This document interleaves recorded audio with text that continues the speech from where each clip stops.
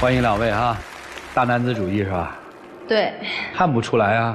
我刚开始也没看出来啊，就是在一块时间久了之后。这久是指多久啊？我们两个其实认识了时间长，有快2年了，但是其实在一起的时间也就7、8个月。开始你还说挺喜欢大男子主义啊？我所指的大男子主义，就是现在女孩她都喜欢那种比较有男友力的男孩子。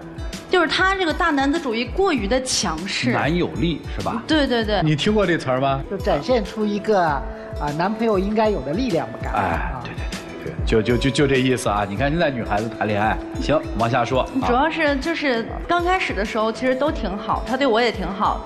现在的话，时间长了的话，就是他变得特别的强势，就是过于大男子主义，感觉和他相处的时候，我特别的累，不能忤逆他的任何一点。对，你能举点例子让我们？有特别多，就是第一次的时候，我单位是5点钟下班，他约了我是5点半的时候，在我们单位门口旁边那个超市里买点东西。走到超市的时候啊，我特意看了一下手表，是5点32分，就因为我迟到了2分钟，他在超市门口那么多人，然后就开始指责我。是那样吗？那不是那样吗？从你学校走的超市，满够能用多长时间？最多15分钟了吧？对啊，我都给你留出来那么多的时间，我都让你5点半到。不是，那你那么多的时间，那你在那干嘛呀？你和男同事们这样那样的。什么叫我和男同事们？你怎么总是爱扯这些有的没的事儿？我问一下，你们是准备干嘛呀？就是去超市买点去买东西啊。那你抽什么风啊？那他到了门口，那就说，那我怎么了？就是没哪有男同事？不就2分钟而已吗？他生气的点是，他是怕我下了班之后在单位和其他男同事打打闹闹、说说笑笑。对，满共15分钟就能到，我已经给你多留出来15分钟的时间。那我不可能5点1到我开门就走，怎么可能？这事儿你还跟他解释吗？像这种情况，你应该翻身就走。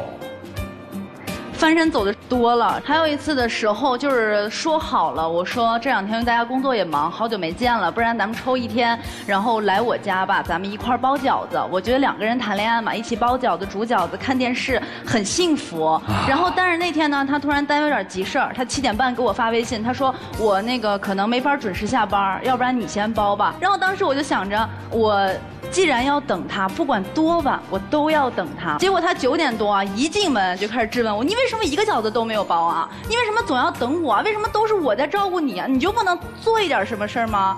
然后就特别的凶。你说好的包好的饺子呢？对啊，我明明在微信当中我已经跟你说了，你就别等我了。你先包了吃，我就吃点凉的，吃点剩的也可以。可是我就是想和你。可是他一回去就在那开着电视，在那玩游戏，天天打游戏，游戏上面只有1个女同事，其他都是男的。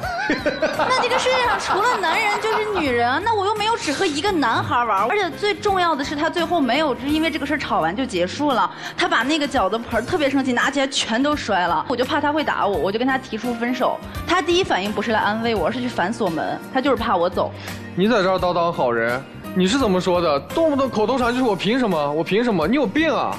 我为什么要给你包饺子？一生气就这样，特别倔，根本不听我在说什么。因为我想和你一块儿，不是我。你看这话就话赶话，我就平时在我们2个相处的过程当中，我就很少有这样说话的机会。他说我强势，我还觉得他强势呢。啊，是。上次你当我朋友聚会的面，你直接把我拉走，你还记得吗？你跟我发视频，你说哎呀这男的挺帅的，工作也挺好的。什么我给你发视频啊？就是我们去找他去啊！你好好说行不行啊？在一块儿吃饭那些人你都认识吧？那去了你非要跟我视频，就只有1个男孩你没见过，你问我他是谁？我说那是朋友带来的朋友，我那是开玩笑的。我说挺帅的，工作也好什么的。那你后来为什么不回我微信，电话也不接？但是因为我没有听到，那你也不能。谁知道你们在干什么？我们可能干什么？那么多人，又不是光我们2个人，你怎么总是爱幻想啊？不是这1次2次了。而且你当着那么多人面直接过来把我拉走，搞得我也很尴尬。你真的太强势，太大男子主义了。可是我在你这儿，我就没有觉得你把我当成一什么。为什么？主持人，我和您说，我们2个在一块逛商场，遇到他的朋友，他就能甩开我的手，好像我碍着他事儿一样，我没有和他搞对象一样。生活当中总有这些很小的事情吧，就让人感觉很不舒服。这件事我没和你解释过吗？那是我高中同学。高中同学怎么了？高中同学影响我们好几年没见了，我不想当人家面感觉卿卿我我的。我当时的第一反应就是看到我的同学，我第一反应确实是。那就说明你心里面有一个深藏不露的第一反应，丢人、现眼、松手，你不觉得吗？不是，我就是觉得就是好长时间没见了。男同学、女同学？男同学。哦，但是当时初恋对象是吧？没有，曾经单恋过什么事儿都没有，真的没有。我也是这么想的，那没事那有什么影响吗？后来我跟他解释过了，他就特别爱逼迫我做很多事情，搞得有时候我特别害怕。经常最夸张的一次是有一次的时候约好晚上去他家吃饭，说好的8点，我8点半到的，敲门他不给开，他说你在门外大声喊，我保证以后再也不迟到，我就给你开。他老让我做特别丢人的事情。不是，然后你喊没喊？最后我小声的跟他说了。那你还是接受了吧？还有什么呀？老师还有啊，我还有个小视频，我今天准备了。那别的男人在台上唱情歌给他，他还发朋友圈。我看看。你看王小姐。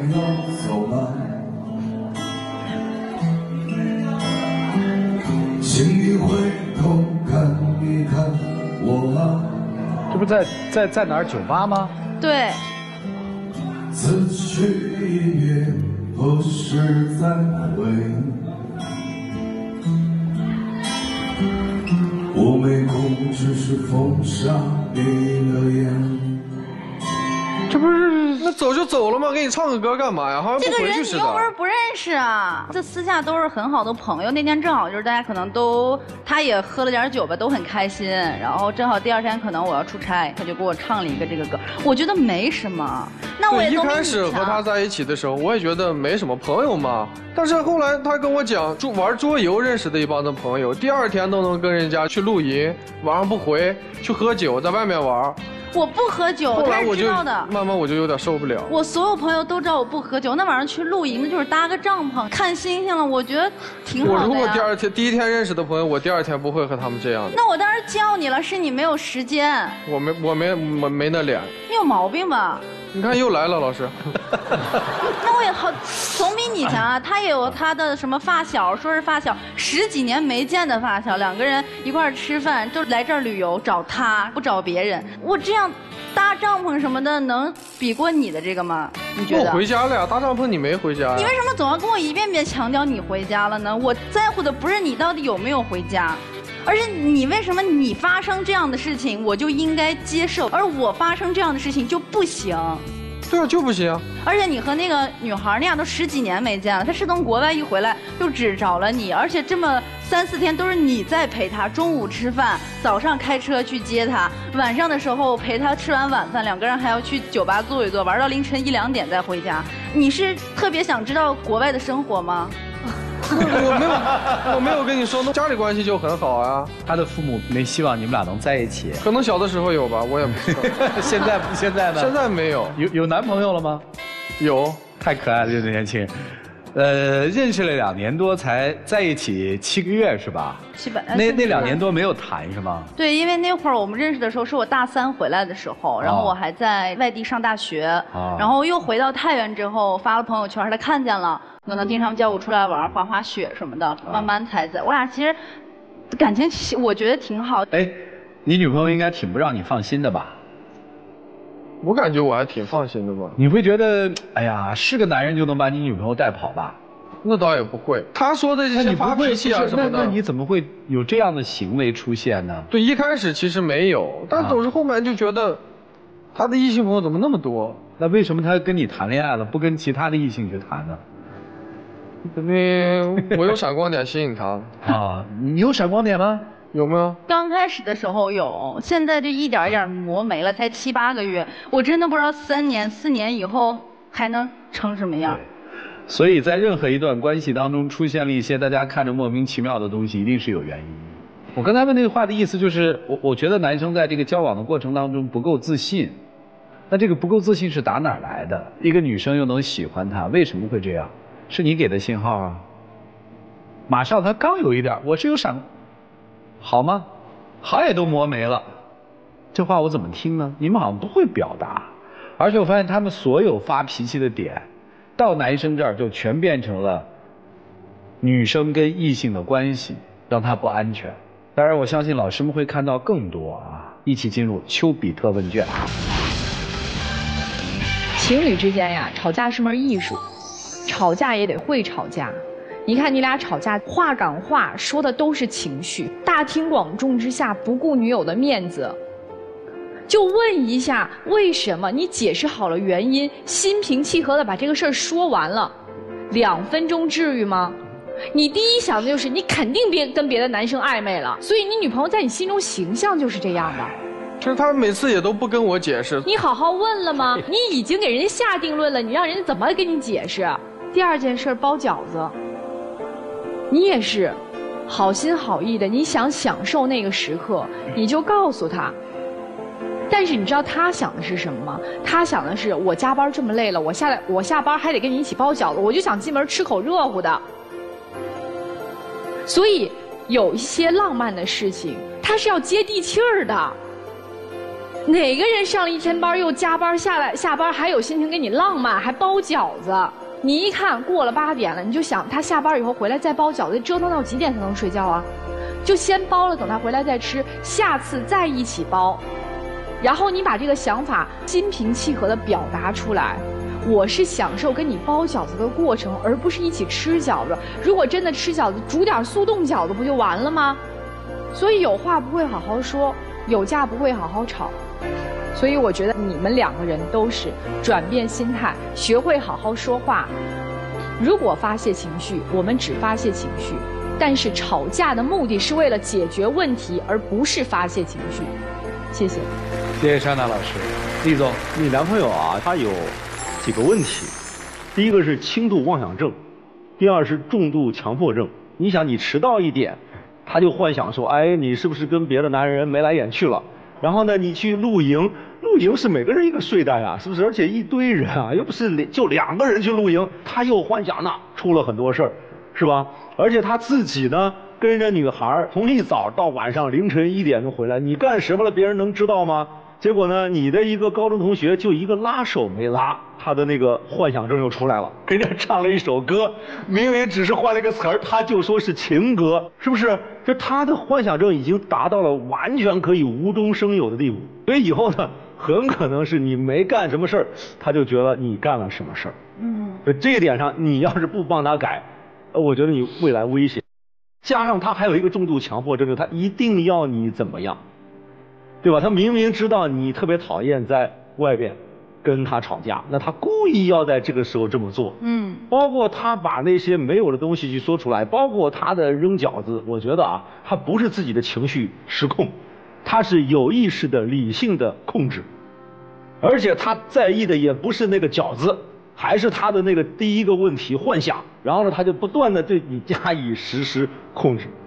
但我觉得他的控制呢，稍微往非理性上走，那你要注意这个苗头，你要自省一下。如果你真的爱他，我觉得你要变得理性。什么事情是对的，什么事情是错的，什么东西是你幻想的，你要控制一下自己的幻想，不要无中生有，你们2个才能有相对比较好的人生。谢谢厉总。严老师，什么是男友力？不是嗓门大会吼，那是坚定、勇敢、有包容的力量，他都没有啊。所以你发现相处没多久，嘿，这是个纸老虎，身上其实没有你希望那些优点，反而都是你看不上的缺点。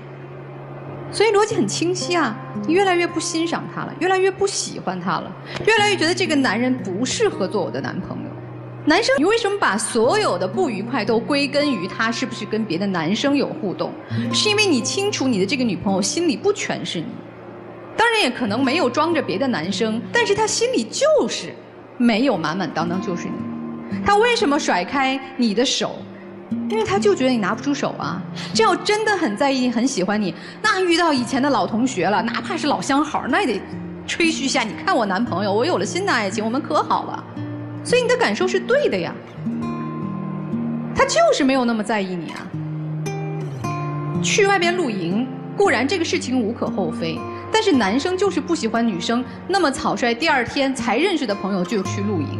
这个没有对错，每个人的对生活的看法、对关系的相处不一样，但是女生就是不愿意听你的呀。为什么？就心里没有全是你，你越大声的喊他，只能让他心里越来越坚定的认为你不适合他。所以我看起来你们关系很清晰，女生没有那么喜欢他，或者是越来越不喜欢他，甚至是开始讨厌他了。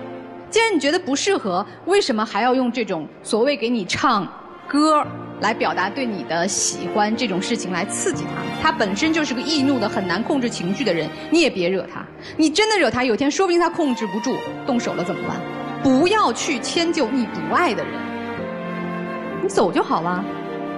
年纪轻轻的，找一个适合自己的，和你能一起看星星的，让你觉得特有男友力。见了面，不管谁看到你们俩，你都愿意拉着他手说：“这是我男朋友。”男生，你敏感地捕捉到了他不在意你，你要不提高自己的能力让他爱上你，要不你就放开他，去好好修行自己的力量，真的做个有力量的男人，才能拥有一个渴望有男友力的女朋友。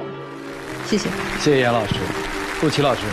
你上来之后就开始说一个词叫忤逆，用到忤逆这个词，就说明他经常给你会设定一些界限，设定一些目标，然后你会不答应。这里面就带来一个问题，其实我很能感受到他的心情，就是他对你的爱是束手无策的，就我不知道该怎么办。你看，第一个我拦不住你，第二个我也不知道怎么跟你说，也说不过你，第三个要我离开你我也做不到，是吧？现在就带来一个问题，如果遇到束手无策的爱，或者遇到所谓你的那种忤逆，一个人会采取什么样的应对措施？就是我们在爱情里面经常会遇到这样的事情，你就不允许有人追求你吗？那遇到追求者该怎么办呢？这个时候一般男性会有几种方式。第一种方式是适度的反应，适度的反应可能我就生气啊，我就跟你说不行啊，我求你或者我作一下都可以，这是适度。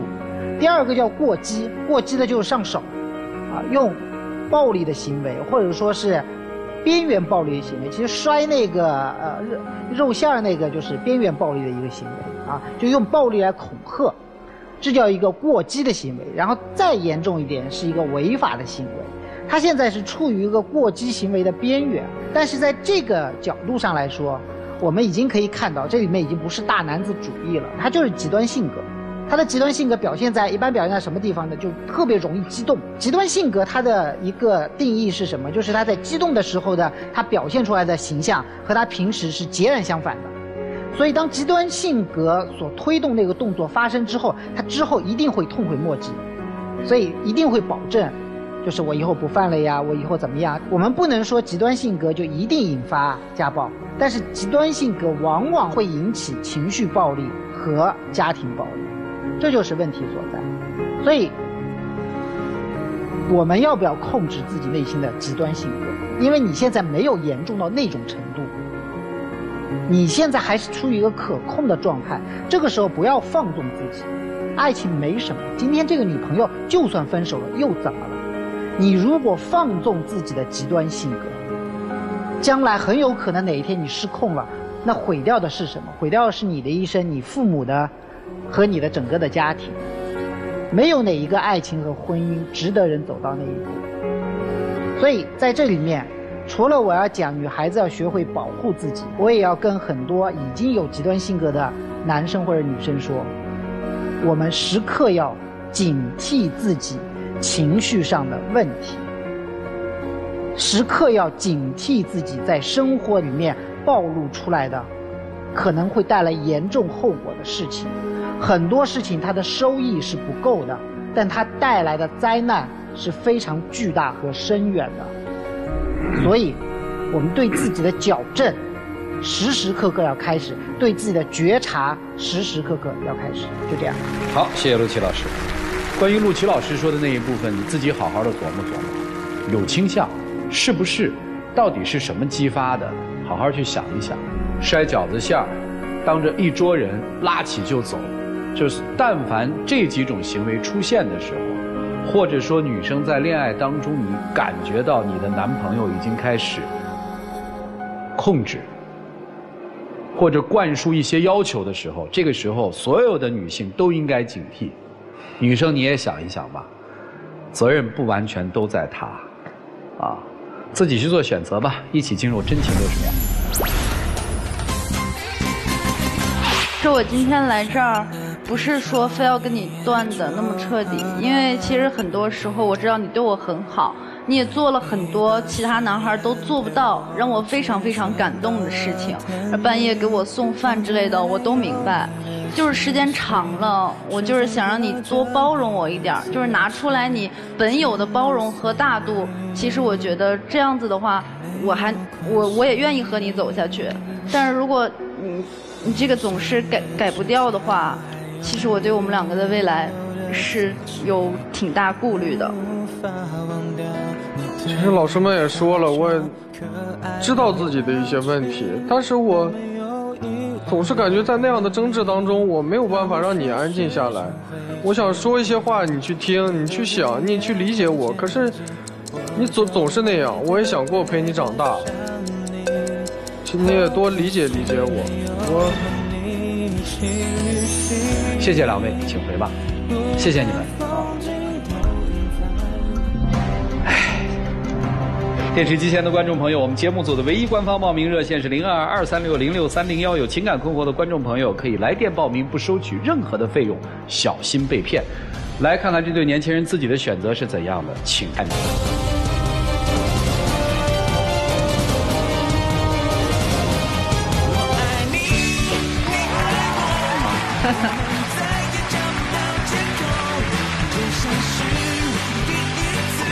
男生好好想想吧，怎么控制自己。女生，如果你真的还想好好跟他在一起的话，学会不要激怒。来，一起见证属于他们的浪漫时光。各位，请见证。我也知道很多事情是我可能故意找茬，故意不听你的，然后我也希望你真的能多包容我一点，我还是相信你的。其实，如果我做的一些都是因为我对你不够信任的话，那么我愿意真心的去相信你。你以前问过我，你愿意陪我长大吗？那我现在的回答是，我愿意。